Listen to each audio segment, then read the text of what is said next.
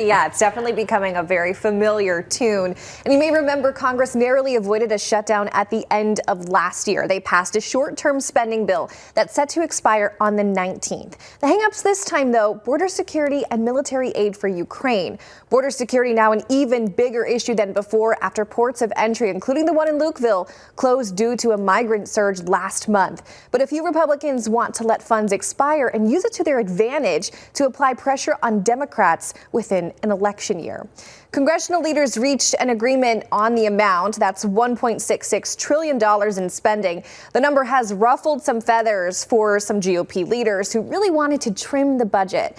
But really, it's what's in the bill and that what will be spent on that's seeing the most conflict. Some House Republicans have insisted any military aid for Ukraine must be met with stronger policy changes at the border. So senators rolled out a bipartisan portion of the bill aimed at making it harder for people to apply for asylum protections in the U.S. However, not everyone agrees with this, and negotiations will likely carry over into the next week.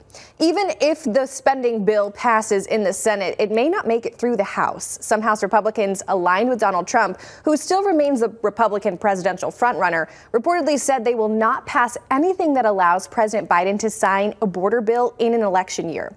Meanwhile, the White House is continuing to apply pressure for Congress to pass aid and equipment for Ukraine.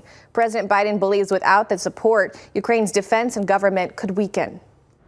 There are only some very rare exceptions and extenuating circumstances. The border is one of those. There's a real urgency to get these appropriation bills passed. And while some House Republicans want to let funds expire, the majority of them don't. Some Senate Republicans have previously said they would be open to passing a short-term funding bill just to keep the government running. Those funds would then expire in March. It would be a similar move as the one they made near the end of last year. So a lot of repeats happening. All right, Sarah, thank you so much.